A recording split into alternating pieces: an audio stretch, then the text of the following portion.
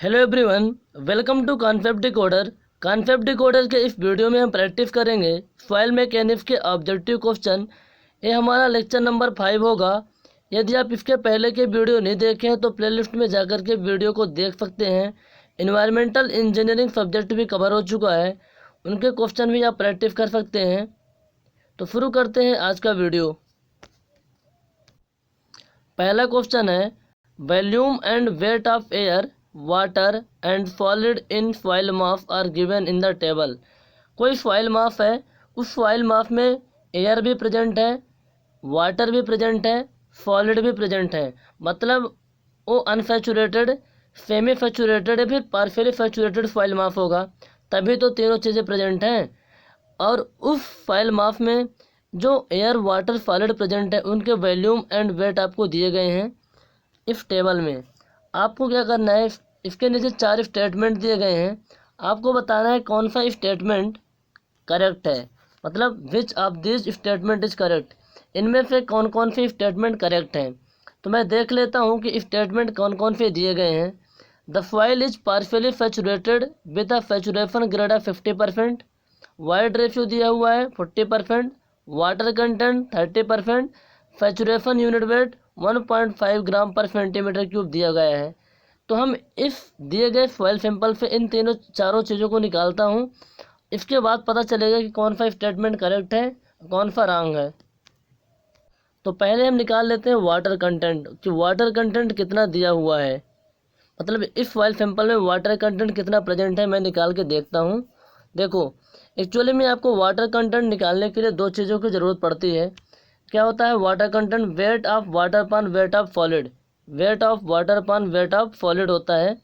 तो wait of water कितना दिया है आपको? 0.3 टेबल में दिया हुआ है, और वेट ऑफ सॉलिड 1.0 है।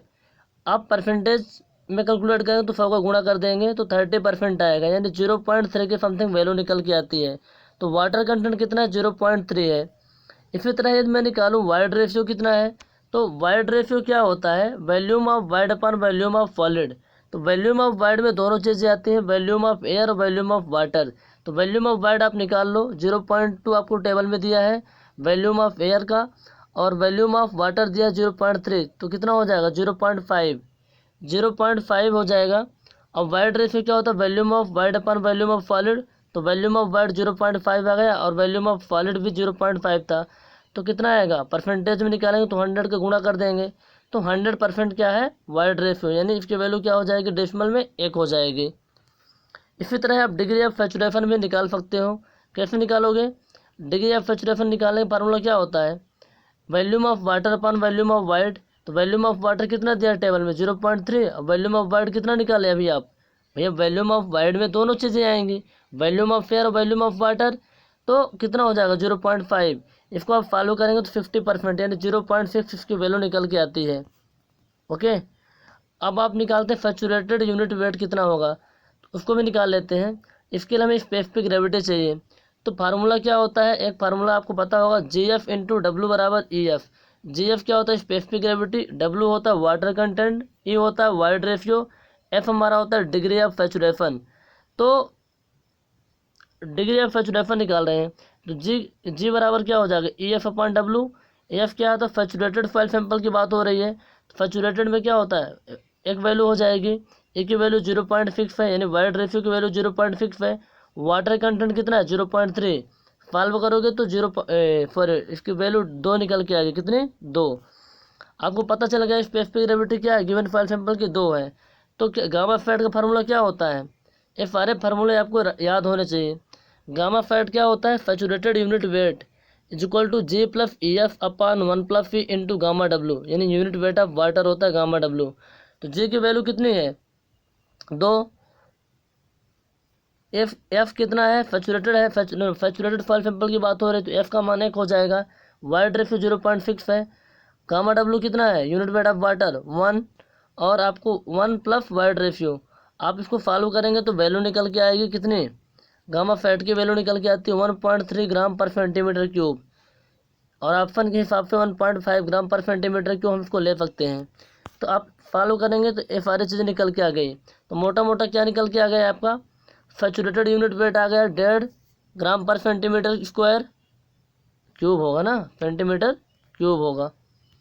और आपको क्या निकल के आ गया, वाटर कंटेंट निकल के आ गया, वाइड रेशियो पता चल गया।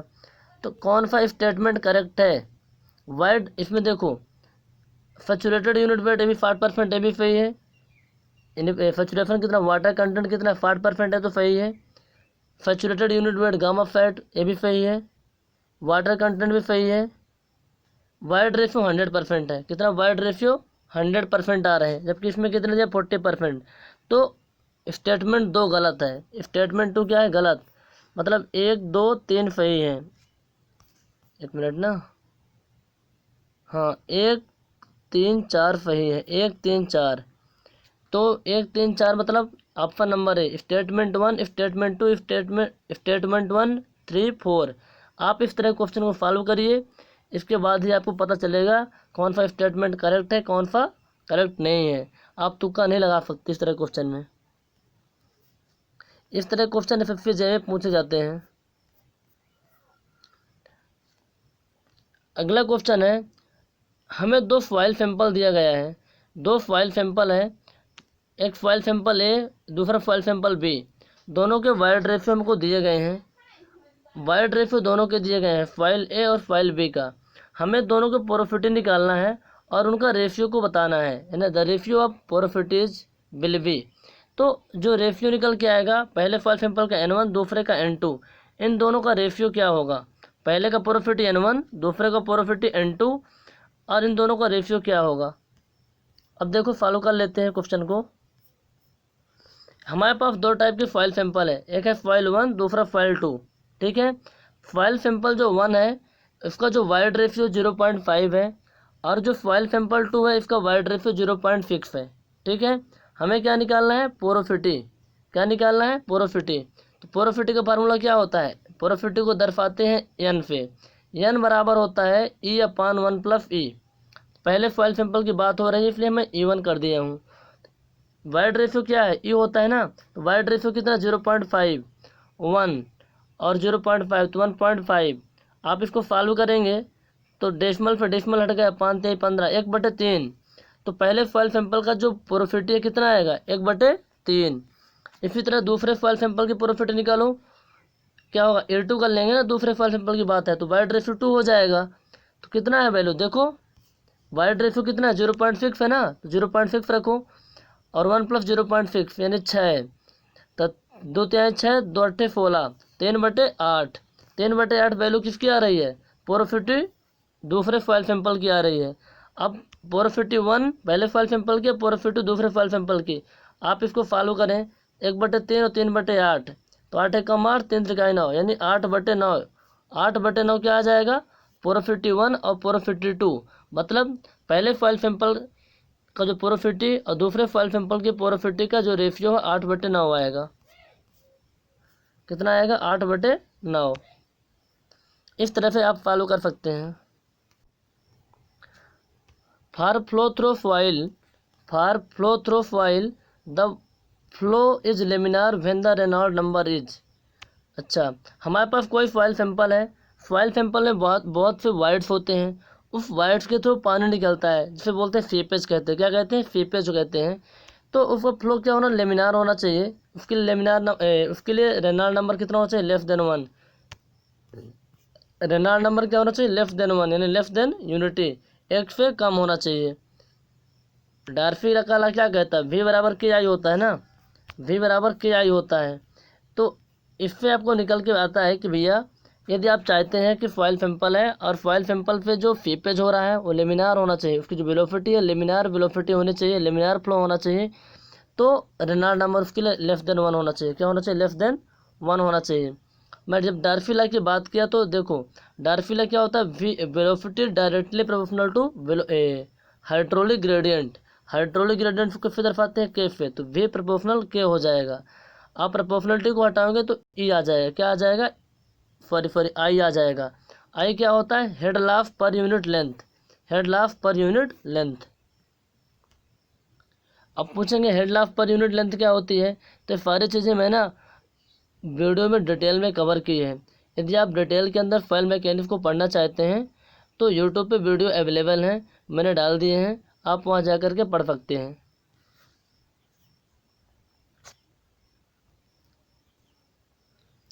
अगला क्वेश्चन है, if the capillary rise in a foil A with an effective size of 0.02 mm was 5 centimetre. देखो हमारे पास इस क्वेश्चन में क्या है, दो टाइप की फाइल दी है। पहला फाइल ए है, दूसरा फाइल बी है। तो पहले फाइल का जो पार्टिकल का साइज है 0.02 mm है, और उसमें जो कैपिलरी राइज हो रहा है ना 60 सेंटीमीटर हो रहा है। और दूसरे फाइल का जो साइज दिया है, मतलब पार्टिकल की साइज जो है 0.04 mm है, तो उसमें कैपिलरी राइज कितना होगा, कैपिलरी राइज कितना होगा। तो आपको पता होगा कैपिलरी राइज क्या होता है ना। इसके लिए आपको फार्मूला भी पता है। क्या पता है, देखो हमारे पास दो टाइप की फ़ाइल है, फ़ाइल ए, फ़ाइल बी। तो फाइल ए में जो पार्टिकल की साइज 0.02 mm है, और फाइल बी में 0.04 mm है। तो जब 0.02 mm पार्टिकल की साइज है तो कैपिलरी राइज कितना है, 60 सेंटीमीटर। तो फाइल बी में कैपिलरी राइज कितना होगा, है ना। फार्मूला क्या होता है, 4 सिग्मा कॉस थीटा अपान रो जी डी। सिग्मा क्या होता है, सरफेस टेंशन होता है। रो क्या होता है, डेंसिटी ऑफ वाटर होता है। जी स्पेसिफिक ग्रेविटी होता है। डी मतलब होता है पार्टिकल की साइज। तो अब देखो पहले फाइल सिंपल की मैं बात करूँ यदि, तो सरफेस टेंशन दोनों के लिए सेम होगा। सरफेस टेंशन तो दोनों के लिए सेम होगा ना। तो अब पहले फाइल सिंपल हो गया का कैपिलरी राइज, और दूसरे फाइल सिंपल का कैपिलरी राइज आप देख लेंगे यहाँ पास। आप इसको दोनों को रेशियो में करके देखिए तो सब कुछ कट जाएगा, केवल D2 अपॉन D1 बचेगा। तो H1 इज अपॉन H2 बराबर D2 अपॉन D1 आएगा। तो भैया देखो D2 कितना था, 0.04 था ना पार्टिकल की साइज फाइल बी के लिए, और पार्टिकल की साइज फाइल ए के लिए कितना था, 0.02।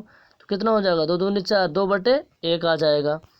अब H1 कितना दिया था, पहले फाइल का कैपिलरी राइज कितना था 60, और दूसरे फाइल का पता नहीं है, तो आप यहाँ से निकाल सकते हैं। तो कैपिलरी राइज कितना हो जाएगा दूसरे फाइल का, 30 सेंटीमीटर। कितना होगा, 30 सेंटीमीटर। आप कॉपी पेन लेके फॉलो करिए, आंसर आपको आ जाएगा। बहुत ही आसान क्वेश्चन है, बहुत ही आसान क्वेश्चन है, आप कर सकते हैं। पर फार्मूला याद रखना, 4 सिग्मा कॉस थीटा अपान रो जी डी। सोते जागते इस फार्मूला आपको याद रहना चाहिए। The coefficient of curvature from a grain size distribution curve is given by. तो होता है ना, एक कोएफिशिएंट ऑफ यूनिफॉर्मिटी होता है यानी FU, एक होता है FU, एक होता है FC। ये होता है coefficient of uniformity, coefficient of curvature.